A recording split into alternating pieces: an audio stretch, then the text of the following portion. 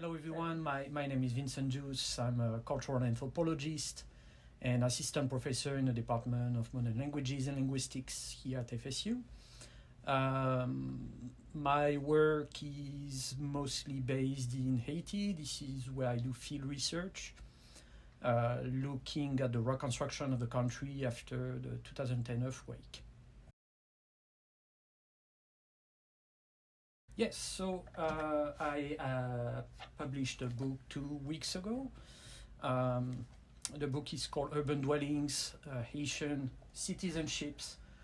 I am looking at the post-earthquake reconstruction from the perspective of housing, how people rebuild their homes, with what means, and how international donors supposedly helped. So to put it into context, in January 12, 2010, there was a huge earthquake in Port-au-Prince that killed about 300,000 people, destroyed 75% of the environment in the city and in the region around. So my job had, if you remember, it was a big event in the United States as well. The American Red Cross raised more than $500 million. And I followed a little bit of that money, not the American Red Cross, but what NGOs were doing, what international agencies such as USAID, the US Agency for International Development, did with all those funds. We are talking about billions of dollars that have flooded Haiti for the past 10 years. So 10 years after the earthquake, Port-au-Prince still looks like a war zone. The infrastructures have not been rebuilt.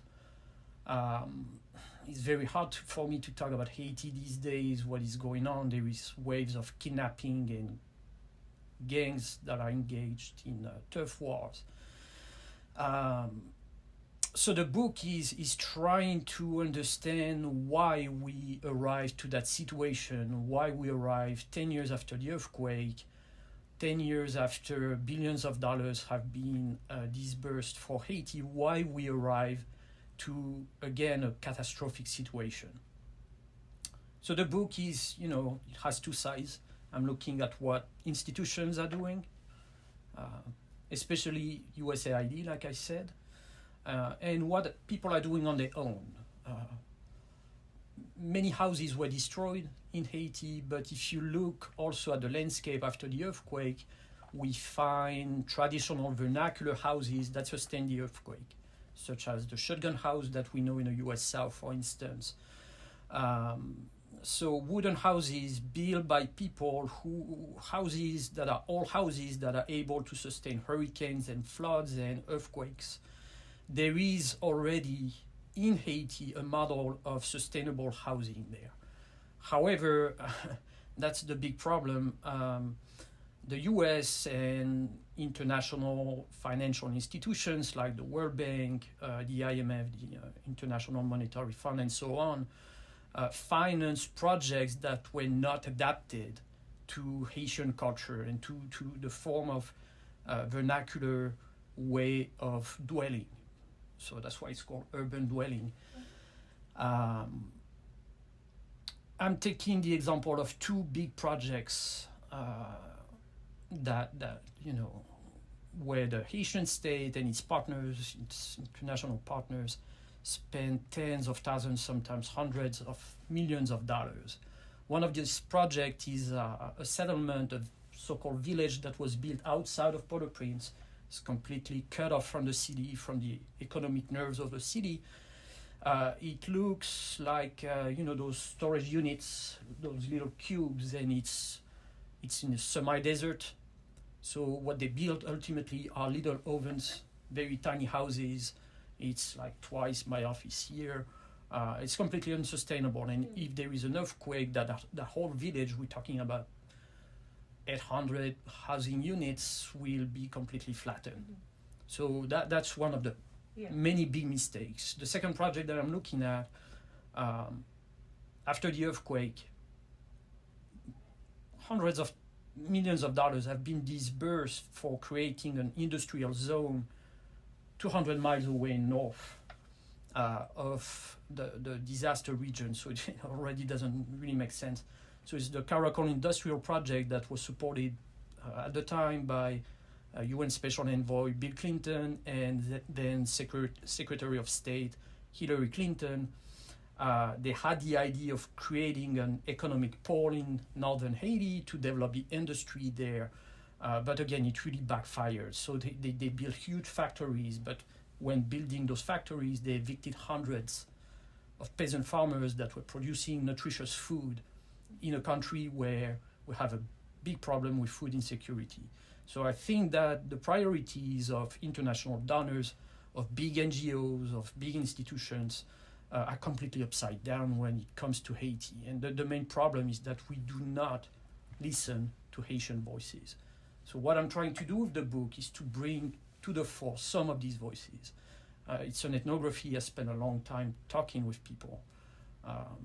And my work is, I see myself as more as a translator than anything else, translating from Haitian Creole to English and trying to reflect on what happened and how we, the international community, created a second disaster after the earthquake.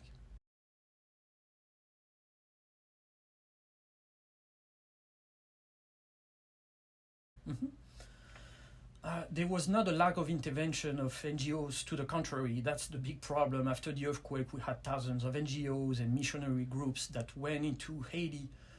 The problem that you have is that you don't have any kind of supervision or coordination between what they do. So you have little projects popping here and there in Haiti.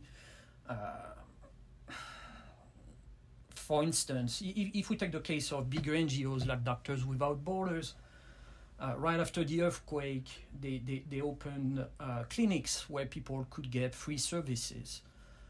So it's a good intention. But if you think about it, it dried up the whole health economy in Haiti. So smaller Haitian clinics and Haitian doctors could not face the competition of free services. So it dries up the health economy in Port-au-Prince. And starting in 2015, that's the problem of NGOs, non-governmental organizations. They are here for a short amount of time, so they started to close down their clinics. First in Logan in 2015, in 2020, around Christmas, they closed a maternity, they closed a big clinic in Port-au-Prince. So paradoxically, with that much help from NGOs and international institutions, we end up 10 years after the earthquake having less hospital beds than before the earthquake. So in terms of Haitian desires, it's a very complex question. I think that it's very clear that in the United States, Haitians, whether they are immigrants or whether they are on the islands, are never listened to and are wrongly disrespected pretty much all the time.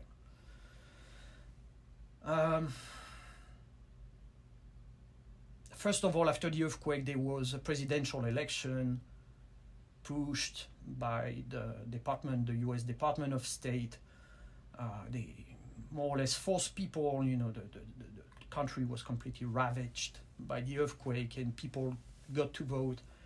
But the vote was fraudulent with US taxpayers' money. USAID gave funds to a political party named Ted Calais, meaning that the US supported President Martelly.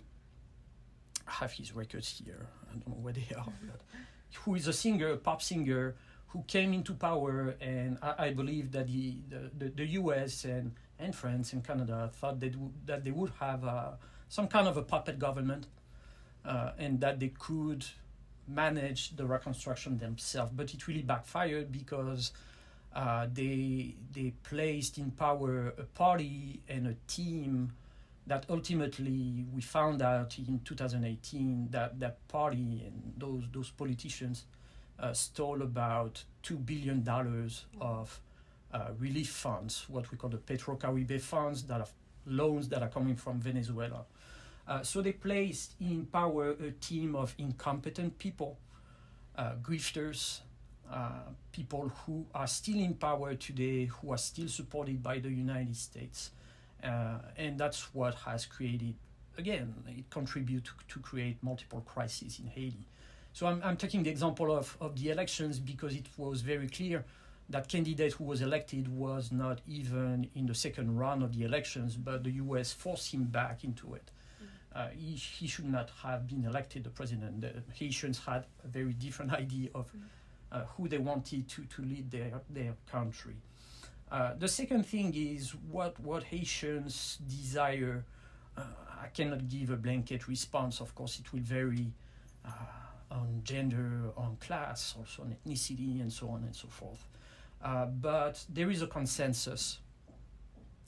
Once again, we have human rights activists and pro-democracy actors who testified I believe in December 2019 in front of the US Congress.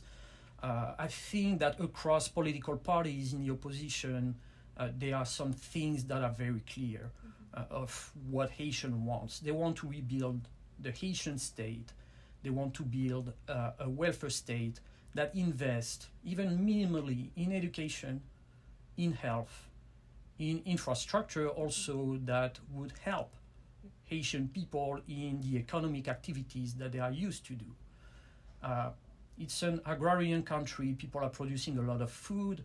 That's one of the wonders in Haiti. You have many, many big and small produce markets with excellent meat and fruits and vegetables. There is a lot of potential. One of the ideas would be to repair the irrigation systems, to repair the marketplaces, to repair the roads, so people could rebuild rebuild the agriculture, and especially small-scale agriculture.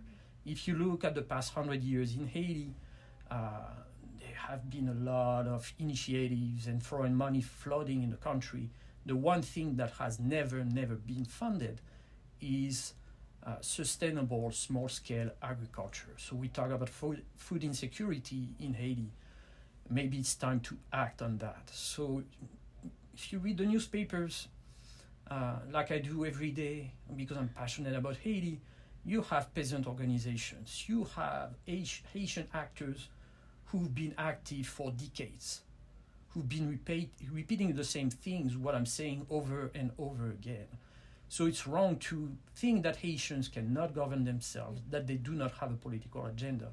It's far from being the truth. Most Haitians I know and speak with know their history, know the political context, know how they have been. I'm trying to find a word that is not a cursing word. They know that they have been screwed by multiple embargoes, by multiple invasions, by French colonization. So it's time to turn the table and to think about reparations, and to think about financial reparations on the platform that would be created by pro-democracy actors, by peasant organizations in Haiti. That's what I believe.